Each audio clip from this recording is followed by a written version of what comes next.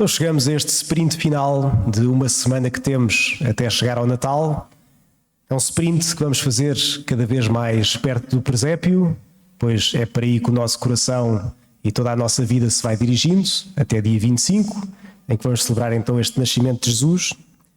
E de facto é um convite a isso mesmo, a vermos cada vez mais a caminho de Belém, a vermos cada vez mais em direção àquele que é o sítio onde vem o Deus menino às nossas vidas. E para isso, aqui na paróquia, nestes últimos 9 dias que nos separam do Natal, portanto desde há 2 dias para cá, começámos aquilo que se chama uma novena de preparação. Uma novena que é assim um tempo de preparação próxima de 9 dias seguidos, até à véspera do grande dia que queremos celebrar, onde alteramos um bocadinho o ritmo normal das nossas vidas para, mudando um pouco o esquema da nossa oração ou das nossas rotinas, vamos então procurar preparar-nos melhor para esse acontecimento que estamos à espera no presépio. Então estamos a fazer uma novena, desde há 2 dias atrás, sempre nesta missa das 7:15, onde vamos, neste momento da homilia, não simplesmente olhar para as leituras, claro que também o fazemos, esse é o ponto essencial, mas também, tal como Jesus veio, e vamos ouvir no dia de Natal, que o Verbo se fez carne e habitou entre nós, vamos também fazer este caminho de preparação para o presépio com a ajuda de alguns dos santos que são venerados aqui na nossa paróquia de Cascais. Vamos olhar para a sua vida, a ver como é que o Verbo se fez carne também na vida destes santos que hoje são venerados aqui na nossa igreja, as igrejas à nossa volta e de facto que têm devoção das pessoas aqui de Cascais.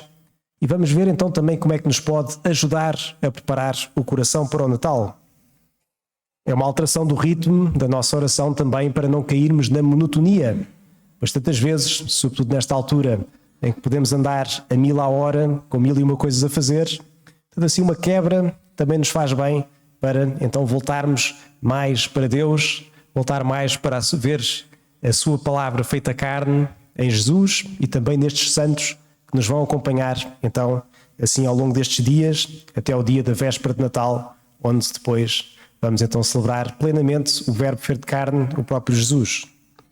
E hoje então vamos nos centrar na figura que está aqui no Jardim da Frente, São João Paulo II, da devoção de facto de muita gente e que sabemos que é um santo polaco, que nasceu no dia 18 de maio de 1920, era um irmão mais novo de 3 e que passa também ele pela experiência também da solidão na sua família. Perde a mãe aos 9 anos, o pai aos 21. Aos 18 anos entra na Universidade de Cracóvia, que acaba depois por fechar com a invasão da Alemanha nazi, um ano depois.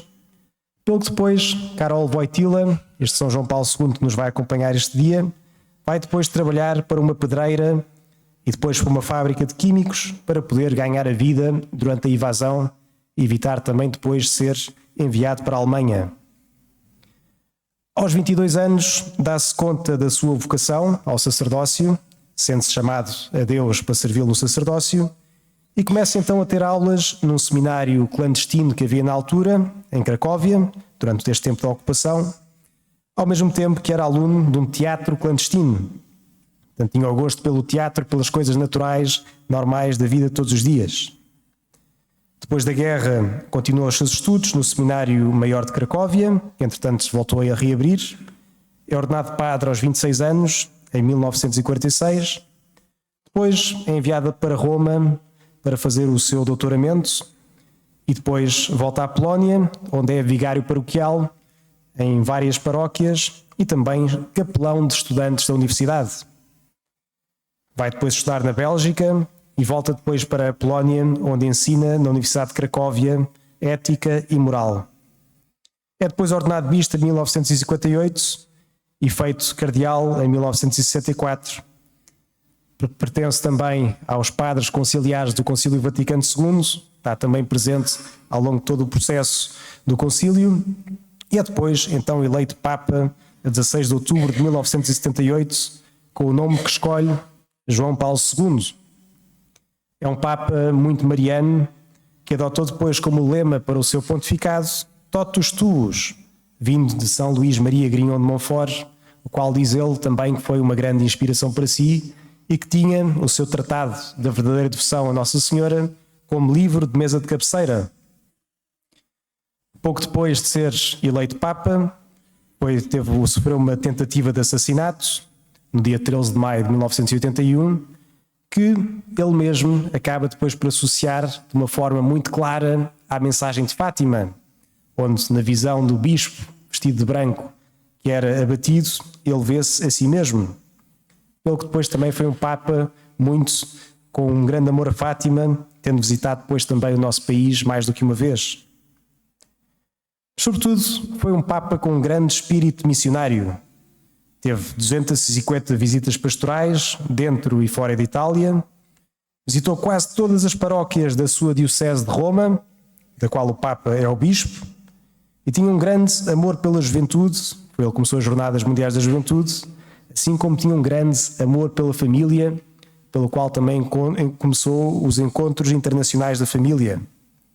Morre depois no primeiro sábado, no dia 2 de abril de 2005, e para todos, pouco tempo depois, é de facto beatificado e a seguir canonizado e apresentado a todos nós, então como um exemplo de vida, para de facto podermos saber como é que o Verbo se faz carne nestas vidas concretas de não há muito tempo atrás e como é que nos podem inspirar a nós a ser também santos. E João Paulo II era de facto uma personagem muito carismática. Dizia que era mais próximo dele, que até tinha uma personalidade algo tímida e reservada, mas que não obstante criava sempre um impacto em toda a gente. Dizia-se quem se cruzava com o Papa que parecia que quando falava com ele apenas existia essa pessoa no mundo, que tudo o resto não estava na atenção do Papa a não ser aquele com quem falava. Passou por grandes dificuldades na vida, além da perda da sua família próxima. Passou também por 2 regimes ditatoriais que não o fizeram perder a fé. Mas o grande tom que este grande Papa nos deixa é, de facto, não tenhais medo. Diz-nos o Papa, escancarai as portas a Cristo. Faz-nos este convite grande a não termos medo diante das coisas do mundo, diante dos regimes ditatoriais, daquilo que pode vir de fora, mas de facto não ter medo de coisa alguma ou mesmo de nada. Não tenhais medo das fraquezas humanas, nem dos mistérios de Deus, diz-nos o Papa. É um Papa que enfrentou também com muita coragem todos os desafios do seu tempo no seu país, que não deixou de pregar o Evangelho mesmo em contextos muito difíceis. No mundo hipersexualizado, fez 129 catequeses sobre a teologia do corpo, também ensinando-nos como viver esta dimensão de uma forma cristã.